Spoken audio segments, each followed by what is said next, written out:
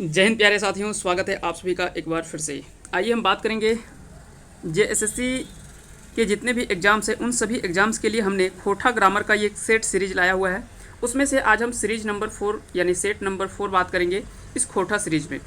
इसमें टोटल हम 50-50 क्वेश्चंस के सीरीज को हमने देखा है, तो 150 तक यानी 3 सेट हमने कवर कर लिया है। आज आपका चौथा सेट होगा यानी 151 से लेकर के 200 तक।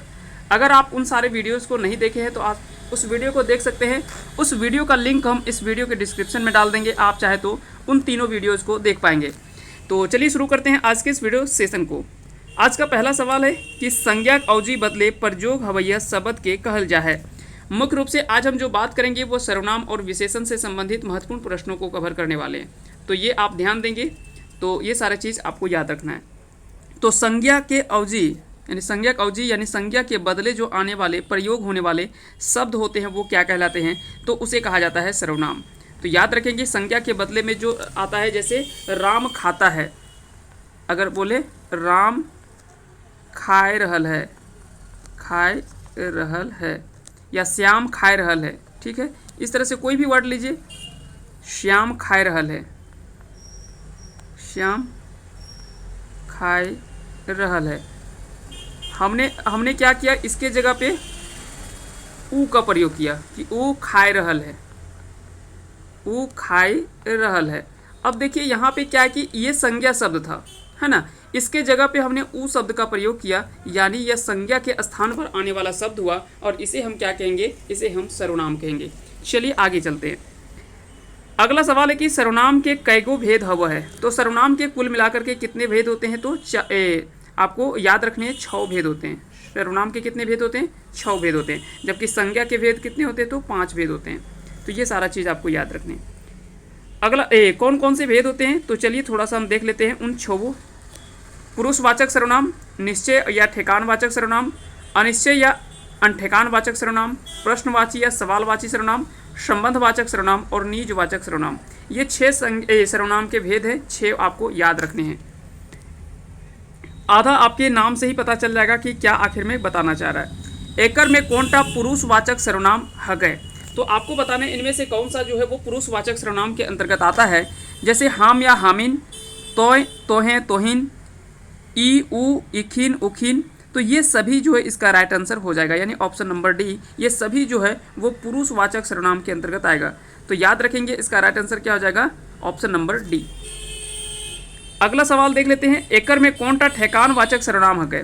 ठेकानवाचक यानी निश्चयवाचक, है ना, निश्चयवाचक इसको कह सकते हैं, निश्चयवाचक। लेकिन इसका सही अगर रूप लिखना हो खोटा में तो इसको इस तरह से लिख सकते हैं, निश्चय, है ना, निश्चय इस तरह से लिख सकते हैं, या तो अंतस्य भी लिख सकते हैं। तो ये आपको याद रखने हैं। तो इसमें जो निश्चयवाचक या ठेकानवाचक जो होगा वो कौन सा होगा, तो इसका राइट आंसर हो जाएगा ऑप्शन नंबर ए, यानी ई और ऊ। ई और ऊ ये 2 ऐसे कह सकते हैं कि हैं जो कि ठेकानवाचक या निश्चयवाचक के बारे में बताता है। जैसे ई घर हमर हके, तो हमको पता चल रहा है कि यह घर हमरा है, निश्चित है।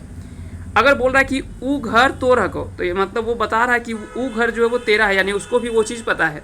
बोले कि ई कलम हमर हके, मतलब यह कलम जो वो मेरा है, तो ये एक निश्चित हमको पता चल रहा है ना। चलिए आगे चलते हैं।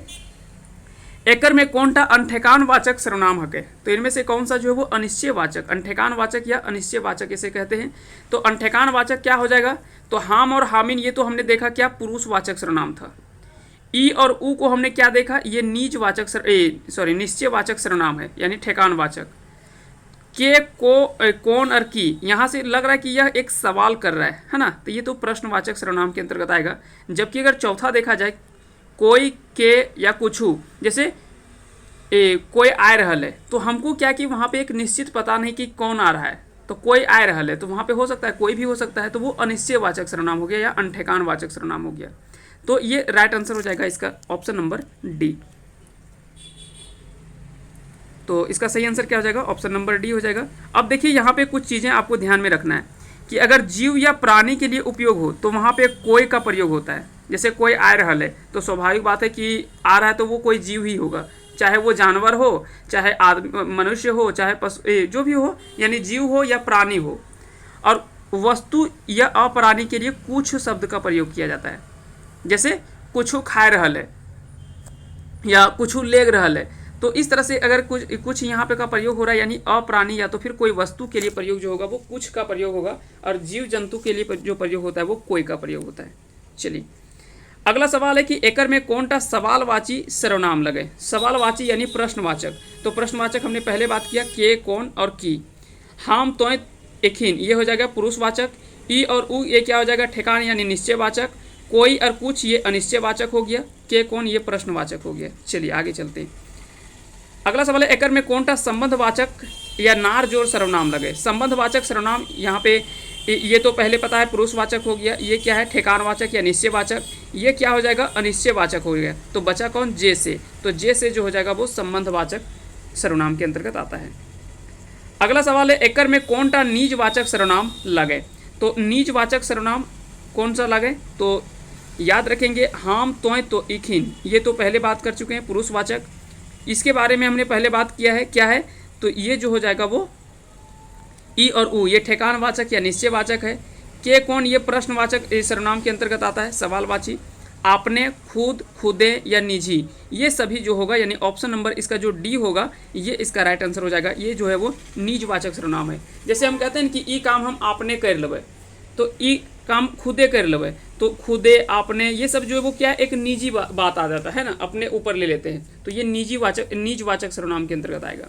चलिए पुरुषवाचक सर्वनाम के कई गो भेद हवा है। तो पुरुषवाचक सर्वनाम के कितने भेद होते हैं, तो पुरुषवाचक, अब यहाँ पे सर्वनाम के 6 भेद होते हैं, लेकिन पुरुषवाचक सर्वनाम में 3 होता है। एक होता है उत्तम पुरुष, मध्यम पुरुष और अन्य पुरुष। ये तीनों आपने नाम सुना होगा, तो याद रखेंगे इसके 3 भेद होते हैं। कौन कौन से होते हैं वो भी हम देख लेंगे, और विथ एग्जाम्पल भी हम कवर करेंगे। जैसे उत्तम पुरुष की अगर बात करें तो जैसे हम और हामिन, हम और हामे ये क्या हो गया, एक वचन हो गया, और क्या है, उत्तम पुरुष है। ठीक है, हामिन हो गया बहुवचन, जो कि उत्तम पुरुष में ही बहुवचन हो गया। मध्यम पुरुष में होता है, यानी हम हो गए तो ये अपना ये हो गया क्या, उत्तम पुरुष। ठीक है, जिसके हम के बारे में बात कर रहे हैं, उसी में बहुवचन यानी हामिन। मध्यम पुरुष कौन हो गया, हमारे बीच में, ये जैसे तोय, या जैसे आप लोग अभी अगर देख रहे हैं तो तोय यहाँ पे हो गया क्या, एक वचन। तोहिन यानी बहुत सारे लोग, तो तोहिन ये हो गया क्या, मध्यम पुरुष। अन्य पुरुष क्या है, हम और आप, ये दोनों को मिला करके अगर इसको छोड़ दिया जाए तो इसके अलावा जो हो जाए, जैसे उ, तो हम और आप अगर 2 व्यक्ति हैं और तीसरा अगर कोई व्यक्ति है तो उसके बारे में हम अगर बात कर रहे हैं तो वो अन्य पुरुष कहलाता है ना, कि हम 2 व्यक्ति हैं, 2 व्यक्ति के अलावा अगर कोई तीसरा व्यक्ति आता है तो उसे अन्य पुरुष कहा जाता है ना। तो उ हो गया यहाँ पे एक वचन, और इसी को बहुवचन के रूप में ओखिन या ओखिन, है ना। जैसे एक ग्रुप में हम लोग 2 व्यक्ति बैठे हुए हैं, एक दूसरे ग्रुप में 3-4 कोई बैठे हुए हैं, तो बोलेंगे ओखिन की पढ़ रहा है, तो वहाँ पे क्या है कि अन्य पुरुष की बात कर रहे हैं, लेकिन वहाँ पे बहुवचन का बात कर रहे हैं। उ खाए रहल है, तो वहाँ पे क्या है कि एक तीसरे व्यक्ति है, लेकिन वहाँ पे केवल एक व्यक्ति है। ये आपको याद रखने। चलिए अगला सवाल देख लेते हैं। देखा कुछ गिरलक हिया कुछ कौन रकम में सर्वनाम लगे। तो देखा कुछ गिरलक, तो कुछ यहाँ पे बात किया जा रहा है। तो जैसे हम इसके पहले थोड़ा सा पहले बात किए थे कि कोई और कुछ यहाँ पे अगर बात करें तो कोई वस्तु के लिए बात करेंगे, और ये क्या होगा, किसके अंतर्गत आएगा, कोई और कुछ। तो ये निश्चयवाचक सर्वनाम के बारे में हमने बताया था, है ना। तो ये क्या हो जाएगा, ठेकानवाचक सर्वनाम, ठेकानवाचक सर्वनाम के अंतर्गत आ जाएगा, बी हो जाएगा ऑप्शन। सॉरी माफ़ कीजिएगा, यहाँ पे अनठेकानवाचक हो जाएगा, अनिश्चयवाचक, सॉरी। कोई और कुछ, हमको ये चीज़ संख्या नहीं पता है। ठेकानवाचक में तो आ जाता है ई और उ, है ना, ये थोड़ा सा मिस्टेक हो गया। ई और उ जो होता है ये ठेकानवाचक होता है। पुरुषवाचक में हाम, हामिन, तोहिन ये सब जाता है, पुरुषवाचक में आता है। निजवाचक में तो जैसे आपने कर लो है, ठीक है, आपने तो खुदे कर लो है, निजी कर लो है, तो ये सब जो होता है वो निजवाचक के अंतर्गत आता है। चलिए, और संबंधवाचक में जैसे हमने देखा था, शायद कोई आए रहल है, हिया कोई कौन रकम में सर्वनाम लगे। तो शायद कोई आए रहल है, तो यहाँ पे क्या है, एक हमको निश्चित नहीं पता है कि कौन आ रहा है, तो ये अनठेकानवाचक होगा, यानी अनिश्चयवाचक सर्वनाम के अंतर्गत आएगा। अगला सवाल है कि हम आपने चल जेबो, हिया आपने कौन रकम में सर्वनाम लगे। तो आपने यहाँ पे बात कर रहा था, यानी संबंध का बात कर रहा है ना, आपने, खुदे, ये सभी जो होगा संबंधवाचक सर्वनाम के अंतर्गत आता है। अगला सवाल है कि जैसन करनी वैसन भरनी कौन रकम में सर्वनाम लगे। तो जैसन करनी वैसन भरनी, यह जो वो किस प्रकार का सर्वनाम है। तो याद रखेंगे इसका राइट आंसर क्या हो जाएगा, ऑप्शन नंबर बी हो जाएगा इसका सही आंसर, यानी संबंधवाचक सर्वनाम के अंतर्गत आएगा। तोरे घरे आज, तोरे घरे आज आयल हो, तो यहाँ पे बीच में क्या हो जाएगा, खाली स्थान पे रिक्त स्थान पे भरना है, खाली ठाम में सही सर्वनाम की हते। तो तोर घरे आज के या तो कोई या तो कौन आयल हो, यानी यहाँ पे ये डी ऑप्शन इसका सही आंसर हो जाएगा। ये प्रश्नवाचक सर्वनाम है, ये भी आपको याद रखने। आपन काम उ आपने कर है, तो एकर में आपने की है, तो आपने यहाँ पे संबंधवाचक सर्वनाम हो जाएगा। सॉरी, ये आपन काम उ आपने कर है, तो एकर में आपने की बात कर रहा है, तो ये निजवाचक निजी के बारे में बात कर रहा है, निजवाचक हो जाएगा। सॉरी, निजवाचक सर्वनाम के अंतर्गत आ जाएगा। तोय आपन चरखाएं तेल दही, एखर में तोय और आपन कौन कौन सर्वनाम में प्रत्यय लागे, तो ये आपको बताना है इसका सही आंसर क्या होगा। तो सबसे पहले तोय ये क्या हो गया, पुरुषवाचक हो गया। तो पुरुषवाचक हमको देखना है कहाँ पे, पहले यहाँ है और यहाँ है, तो या तो ऑप्शन ए हो सकता है या सी हो सकता है। और आपन क्या हो जाएगा, आपने, तो ये तो निजवाचक का बात कर रहा था, यानी ऑप्शन नंबर सी इसका जो है वो सही आंसर हो जाएगा। एकर में ठेकानवाचक सर्वनाम ना है, तो ठेकानवाचक सर्वनाम इनमें से कौन सा नहीं है, तो ई है, ऊ है, ईटा है, सेटा जो है वो नहीं होगा। तो याद रखेंगे इसका ये गलत ऑप्शन है, बाकी के सही ऑप्शन है सब। एकर में सवालवाची सर्वनाम है, तो सवालवाची कौन हो जाएगा, के और कौन। केकर घरे आग लागल है, केकर घरे आग लागल है, एकर में सर्वनाम शब्द लागे, तो सर्वनाम शब्द इनमें से कौन सा होगा, केकर, घरे, आग या लागल, तो इसका सही आंसर क्या हो जाएगा, केकर। लेकिन ये अनिश्चयवाचक सर्वनाम की बात कर रहा है ना। ओकर कौन सर्वनाम में ओकर कौन सर्वनाम में कौन कारक लागल है, तो ओकर में कौन सर्वनाम में कौन कारक लागल है, तो सबसे पहले ओकर की बात करें तो ये क्या हो जाएगा, निजवाचक, निश्चयवाचक, पुरुषवाचक या अनिश्चयवाचक। तो ओकर यहाँ पे सबसे पहले ये चीज़ समझना है, तो इसका जो राइट आंसर हो जाएगा वो हो जाएगा आपका ऑप्शन नंबर सी, यानी पुरुषवाचक और संबंधवाचक। इसका सही आंसर क्या हो जाएगा, पुरुषवाचक और संबंधवाचक। तो कारक की अगर बात करें तो ये संबंधवाचक, संबंध कारक हो जाएगा, और पुरुषवाचक ये हो जाएगा। हाम, हामीन, तोहिन, ओकर, ये सब जो हो जाएगा वो पुरुषवाचक के अंतर्गत आएगा। एकर में सर्वनाम ना है, इनमें से बताना कि कौन सा जो है वो एक सर्वनाम नहीं है, तो तोय है, तोहिन है, तोहे है, तियन नहीं है। तियन क्या अर्थ होता है, सब्जी बना हुआ, जो सब्जी होता है बना हुआ उसको तियन कहा जाता है ना, ये आपको याद रखनी है। तो डी हो जाएगा। दूरवर्ती निश्चयवाचक सर्वनाम रूप है, तो दूरवर्ती निश्चयवाचक, तो सबसे पहले तो याद रखना है कि हमने बोला था कि ई और ऊ ये क्या है, निश्चयवाचक है, लेकिन दूरवर्ती निश्चयवाचक की अगर बात करेंगे तो क्या हो जाएगा, ऊ हो जाएगा, है ना। दूरवर्ती की बात कर रहे हैं, ऊ दूर में प्रयोग किया जाता है, ई जो है वो सामने का प्रयोग किया जाता है। जैसे ई कलम हमारा है, तो ई वहाँ पे नज़दीक में कलम है, ऊ घर हमारा है, तो घर थोड़ा दूर में है, तो दूरवर्ती निश्चयवाचक जो होगा वो ऊ होगा, है ना। तो इसका राइट आंसर डी हो जाएगा। सर्वनाम शब्द के छांटा, इनमें से आपको सर्वनाम शब्द को छांटना है। एक कटी, वहाँ, आपन ही, कखन, तो इसका सही आंसर हो जाएगा आपन ही, जो कि निजवाचक सर्वनाम के अंतर्गत आएगा। ईकर और इकर, देखिए अब एक ह्रस्व ई है और एक दीर्घ ई है, ये दोनों में आपको बताना है कि ईकर और इकर दोनों तो सेम लिखा हुआ है, लेकिन दोनों में अंतर क्या है। तो ईकर शब्द जो है यह क्या है, एक अव्यय शब्द है, और ईकर जो है वो क्या है, एक सर्वनाम शब्द है। तो ये दोनों आपको याद रखने हैं, ईकर जो है वो अव्यय शब्द है और ईकर जो है वो सर्वनाम शब्द है, ये दोनों चीज़ें आपको याद रखनी हैं। कायल तोय हमर घर अइहो, एकर में पुरुषवाचक सर्वनाम शब्द है, तो कायल तोय हमर घर अइहो, तो तोय यहाँ पे क्या बात कर रहा है, तोय हो जाएगा इसका सही आंसर ऑप्शन नंबर बी, यानी पुरुषवाचक सर्वनाम के अंतर्गत आ जाएगा। तोर घरे कोई आयल हो, एकर में अनठेकान वाचक कौन आव है, तो तोर घरे कोई आयल हो, तो कोई हमको पता नहीं है, लेकिन कोई भी जो भी है वो क्या होगा, जीव ही होगा, है ना, जीव ही होगा, जिसके लिए कोई का प्रयोग होता है, और कुछ होता तो यहाँ पे वस्तु के लिए बात होता है ना। तो ये दोनों अनठेकान वाचक है, यानी अनिश्चयवाचक है। तो याद रखेंगे इसका सही आंसर क्या हो जाएगा, ऑप्शन नंबर सी, यानी कोई। ई हमर कलम हके, ई वाक्य ई की हके, तो ई यहाँ पे ई हमर कलम हके, ई हमर कलम हके। तो इसका राइट आंसर क्या हो जाएगा, इसका सही आंसर जो हो जाएगा वो हो जाएगा आपका ऑप्शन नंबर बी यानी सर्वनाम। लेकिन एक और यहाँ पे एक महत्वपूर्ण चीज़ आपको याद रखना है, जैसे ई कलम हमर हके, तो अगर ऑप्शन यहाँ पे दोनों में देखिए थोड़ा सा अंतर है, ई हमर कलम हके और ई कलम हमर हके।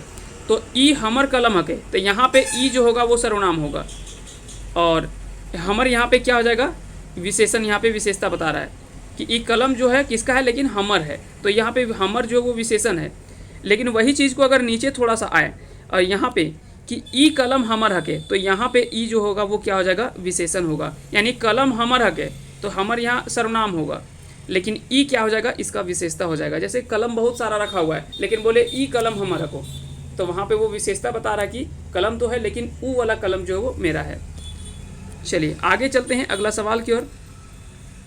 अनकर धाने बोड़ नाय, ई वाक्य अनकर कौन सर्वनाम लागे। तो अनकर यहाँ पे कौन सर्वनाम हो जाएगा, तो ये हो जाएगा इसका अनिश्चयवाचक, है ना। तोहनिक चलते हम एलियो, ई वाक्य तोहनिक और हम की हके, तो यहाँ पे ये दोनों क्या हो जाएगा, ये दोनों पुरुषवाचक हो जाएगा, पुरुषवाचक सर्वनाम के अंतर्गत आएगा। अगला सवाल है कि संज्ञा और सर्वनामिक विशेषता बतवे ओकरा की कहल जाए। तो संज्ञा और सर्वनाम ये दोनों की जो विशेषता बताता है उसे क्या कहते हैं, विशेषण कहते हैं। तो राइट आंसर हो जाएगा आपका ऑप्शन नंबर सी यानी विशेषण। विशेषण के कई गो भेद हो है, तो विशेषण के कुल 4 भेद होते हैं, है ना। ये आपको याद रखना है, विशेषण के कुल कितने भेद होते हैं, 4 भेद होते हैं। चलिए अगला सवाल है, तोर करिया गैया खेत हेलल हो। तोर करिया गैया जो है वो खेत हेलल हो, हिया विशेषण शब्द कौन लागे। तो करिया यहाँ पे बता रहा है ना। तोर क्या हो जाएगा, तोर तो ये बात कर रहा है कि जो भी है, गैया जो है वो संज्ञावाची शब्द है, तोर यहाँ पे क्या हो गया, सर्वनाम हो गया। खेत हेलल हो, तो यहाँ पे बता रहा है कि संज्ञा और सर्वनाम ये दोनों का विशेषता बता रहा है। गैया क्या हो गया, संज्ञा शब्द हो गया, और तोर क्या हो गया, सर्वनाम हो गया। तो ये देखिए संज्ञा और सर्वनाम ये दोनों की विशेषता बता रहा है, तोर गैया लेकिन करिया गैया। कौन गैया, तो करिया गैया, पंडरी गैया, कारी गैया, इस तरह से अगर नाम जो भी पूछे तो वो सारा क्या हो जाएगा, विशेषण के अंतर्गत आता है। तो याद रखेंगे यहाँ पे जो सही आंसर हो जाएगा वो हो जाएगा ये करिया। करिया जो होगा इसकी विशेषता है। एकर में कौन विशेषणिक प्रकार नाय लागे, तो इनमें से बताना इनमें से कौन सा जो है विशेषण का प्रकार नहीं है। तो गुणवाचक है, संख्यावाचक है, परिमाणवाचक है। निजवाचक सर्वनाम हमने देखा था, ये सर्वनाम का रूप है ना कि विशेषण का, ये आपको याद रखने। आइए थोड़ा सा देख लेते हैं कि जो भी विशेषण के 4 प्रकार होते हैं वो कौन कौन से हैं। तो गुणवाचक विशेषण, संख्यावाचक, परिमाणवाचक और संकेतवाचक। गुणवाचक जो उसकी उसका गुण बता रहा है ना। जैसे करिया है, गोर है, गुण बहुत तरह से बताया जा सकता है। अगर किसी का गुण बताना हो तो वो अलग अलग तरीके से बताया जा सकता है। तो वो सारा चीज़ आपको याद रखनी है। अगर गुणवाचक विशेषण की बात करें तो वो अलग अलग तरीके से हो सकता है। जैसे समय से संबंधित हो सकता है, जैसे नामा, पूर्णा, टटका, भूत, वर्तमान, अगला, पहला, ये सब हो सकता है गुण। जगह ठाव के आधार पर भी हो सकता है, जैसे परती, खील, फादा, भीतरी, बाहरी, ऊपरी, बामे, दहिने, ये सब हो जाता है जगह के आधार पर। गुण के आधार पर भी हो सकता है गुणवाचक, जैसे बेकार, जायज़, नाजायज़, पेंदला, सोंठ, मोट, थेथर, ये सभी हो सकता है। दशा के आधार पर हो सकता है, जैसे कोई नान मोट है, दूबर पातर। जैसे अगर बोले वह लड़का जो वो दूबर है, तो दूबर क्या हो जाएगा वहाँ पे, वह लड़का पातर है, तो वह लड़का है लेकिन क्या है, पातर है। तो पतला वहाँ पे क्या बता रहा है, उसकी विशेषता बता रहा है कि वो पतला है, हालांकि उसके दशा के बारे में बता रहा है। तो ये सारे गुण रंग के आधार पर बताया जा सकता है उसका गुण। रंग में जैसे चरक, पंडरा, सौना, गोला, और भी कई तरह से बता सकता है। आकार के आधार पर बता सकता है, ढांगा, ओसार, शहर, टेप्टा, गेरमेड़ा। इस उसके बाद जो अगला जो आता है वो आता है संख्यावाचक। तो संख्यावाचक में संख्या जहाँ से पता चलता है हमको। गणनावाचक जैसे गण्यवाचक कुछ गिनती वाले संख्या जो होते हैं, 1, 2, 3, 4, 5, 100, अढ़ाई, पौने, सवा, ये सब जो आता है, आधा, ये सभी क्या हो जाएगा, संख्यावाचक विशेषण के अंतर्गत आता है। फिर इसमें क्रमवाची हो सकता है, जैसे पहला, दूसरका, तीसरका, चौथा, पाँचवां, 20वां। आवृत्ति या गुणवाची हो सकता है, जैसे दूना, तिगुना, चौगुना, पंचगुना, छगुना। समुदायवाची हो सकता है, जैसे गोठवाची, दुइयो, तीनी, चारों। ठीक है, तो ये आपको याद रखने। फिर तीसरा जो आता है वो परिमाणवाचक। परिमाण यानी मात्रा, आपको अगर आपको वहाँ से मात्रा का पता चल रहा है, जैसे 2 लीटर तेल, 5 किलो धान, 5 किलो चावल, 3 किलो चीनी, तो वहाँ पे क्या है कि 10 10 तोला सोना, तो यहाँ पे क्या एक परिमाण हमको पता चल रहा है ना, तो वो उसको परिमाणवाचक कहते हैं। संकेतवाचक या सार्वनामिक विशेषण, जहाँ से एक हमको संकेत का पता चले, उसको हम क्या कहेंगे, इसे सार्वनामिक विशेषण भी कहा जाता है ना। तो ये सारा चीज़ आपको याद रखने हैं। चलिए अगला सवाल देख लेते हैं। आज ओकर घर बारात अतै, यहाँ विशेषण शब्द किए गए। तो आज ओकर घर बारात अतै, तो यहाँ पे अगर बात करें विशेषण क्या होगा, तो विशेषण यहाँ पे क्या आ जाएगा, तो इसका जो राइट आंसर हो जाएगा वो हो जाएगा आपका ऑप्शन नंबर बी, यानी ओकर। तो ओकर घर में बारात अतै, तो इसका सही आंसर हो जाएगा ऑप्शन नंबर बी।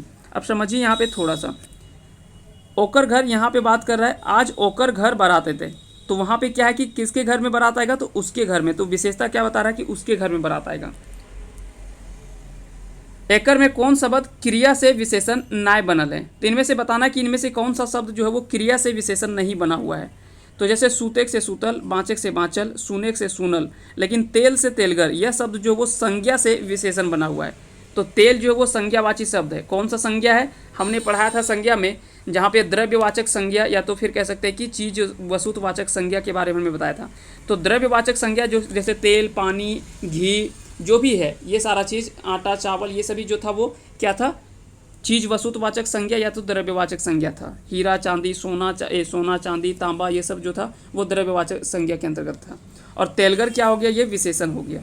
तो ये संज्ञा से विशेषण बना है, ना कि क्रिया से। बाकी के ये तीनों जो है वो क्रिया से विशेषण बना हुआ है। अगला सवाल देख लेते हैं। एकर में कौन शब्द संज्ञा से विशेषण नाय बनल है, तो इनमें से बताना है कि इनमें से कौन सा शब्द जो वो तीन शब्द तो संज्ञा से विशेषण बना है, चौथा कौन सा नहीं है। तो जैसे पानी से पनियाल या पेंसोर, तेल से तेलगर या तेलायल, रोग से रोगलाहा या रोगाहा, और परपर से परपरायल।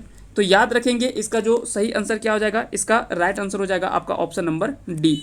जैसे परपर शब्द जो है ये क्या है, क्रिया विशेषण शब्द है, ठीक है, और परपराल ये हो जाएगा विशेषण। तो यानी ये क्रिया विशेषण से विशेषण बना है, ना कि संज्ञा से ये शब्द बना हुआ है। तो इसका सही आंसर क्या हो जाएगा, ऑप्शन नंबर डी। एकर में कौन शब्द क्रिया विशेषण से विशेषण नाय बनल है, तो यहाँ पे आपको बताना है कि इनमें से कौन सा शब्द जो है वो क्रिया विशेषण से विशेषण नहीं बना है। तो तीन तो क्रिया विशेषण से बना है, एक नहीं बना है। तो हड़बड़ से हड़बड़ायल, दंदन से दंदनायल, पनपन से पनपनायल, पानी से पनियाल। तो पानी अभी हमने बोला कि यह संज्ञावाची शब्द है, तो संज्ञा से ये विशेषण बना हुआ है। चलिए, पहला दोसरका तेसरका कौन रकमेक विशेषण लागे, तो पहला दोसरका तेसरका अभी थोड़ी देर पहले हमने बात किया था, है ना, कि यह जो होगा वो किसके अंतर्गत आएगा, विशेषण तो होगा लेकिन संख्यावाची विशेषण होगा, है ना। पहलका दोसरका ये सभी जो है वो क्रमवाची विशेषण के रूप में हम देख सकते हैं, क्रमवाची संख्या विशेषण। अगला सवाल है कि चरक, सौना, गोला, कबरा, पंडरा, ये सभी जो है वो कौन सा शब्द लागे, तो यह क्या है, यह विशेषण विशेषता उसका बता रहा है कि वह गैया चरक है। तो चरक उसकी क्या है, विशेषता है, यानी कुछ तो उसका गुण के आधार पर हो, रंग के आधार पर हो, है ना, जगह के आधार पर हो, समय के आधार पर हो, दशा के आधार पर हो, आकार के आधार पर हो, जैसे टेढ़ा, ओसार, गेड़मेड़ा, लेख, माका, ढांगा, ढुमका, ये सभी जो है वो आधार पर कह सकते हैं। तो ये सभी विशेषता है ना, विशेषण कह सकते हैं। बेस, पेंदला, दूसट, गेजा, उदार कौन रकमिक विशेषण लागे, तो ये सभी जो बेस, पेंदला, दूसट, गेजा, उदार, ये सभी क्या है, उसके गुण को बता रहा है, तो ये गुणवाचक विशेषण के अंतर्गत आएगा। अगला सवाल है कि ढांगा, ओसार, झायल, खाट, माका, टेढ़ा, ये सभी जो वो कौन रकमिक विशेषण लागे, तो ये भी क्या होगा, गुणवाचक विशेषण के अंतर्गत आएगा। झारखंडी, बिहारी, रामगढ़िया, पारनदिया, पूरबिया, देसी, विदेशी, ये सभी जो होगा आरो सभी कौन रकमेक विशेषण लागे, तो ये सभी जो होगा वो किसके अंतर्गत आएगा, तो ये सभी जो आ जाएगा, तो याद रखेंगे इसका जो सही आंसर होगा वो हो जाएगा ऑप्शन नंबर ए, यानी गुणवाचक विशेषण के अंतर्गत आएगा। तो ये क्या हो जाएगा, गुणवाचक विशेषण होगा। ठीक है, चलिए आगे चलते हैं। दूना, तीन गुना, चार गुना, छः गुना कौन रकमिक विशेषण लागे, तो दूना, तीन गुना, चार गुना, ये सभी किसके अंतर्गत आएगा, तो ये सभी संख्यावाची विशेषण के अंतर्गत आएगा। तो राइट आंसर हो जाएगा ऑप्शन नंबर बी। कै गो गाछ, कुछ आदमी, सब बैगैत कौन रकमिक विशेषण लागे, तो यहाँ पे आपको बताना कि यह जो वो किस प्रकार का विशेषण है। कै गो गाछ, कुछ आदमी, सब बैगैत, तो ये सभी जो वो संख्या तो बता रहा है, लेकिन क्या परिमाण संख्यावाचक, है ना, परिमाण संख्यावाचक ये बता रहा है ना, परिमाण बता रहा है और संख्यावाची बता रहा है। तो इसका जो सही नहीं, यहाँ पे क्या है कि अनठेकान संख्यावाचक हो जाएगा। जैसे आप इस तरह से कुछ समझ सकते हैं, जैसे कई गो गाछ, तो गाछ यहाँ पे कई गो ये संख्या तो बता रहा है, लेकिन हमको ये निश्चित नहीं कि वहाँ पे कई गो गाछ है। कुछ आदमी, तो आदमी हमको पता है लेकिन कई गो है वो हमको नहीं पता है, तो ये अनठेकान हो जाएगा। संख्यावाचक तो होगा लेकिन उसमें अनिश्चयवाचक होगा, है ना, अनिश्चयवाचक होगा। तो इसका राइट आंसर बी हो जाएगा। 2 गज लुगा, 5 कोस डहर, 4 पहला धान, 3 लीटर माटिक तेल, 20 कट्ठा जमीन, 10 तोला सोना, ई कौन रकम एक विशेषण है। तो अब देखिए यहाँ पे हमको जो चीज़ पता चल रहा है, विशेषता पता चल रहा है, लेकिन ये कन्फर्म पता चल रहा है कि अगर कहीं हमको परिमाण या मात्रा पता चल रहा है, लेकिन वो क्या है, निश्चय हमको पता चल रहा है, निश्चित पता चल रहा है।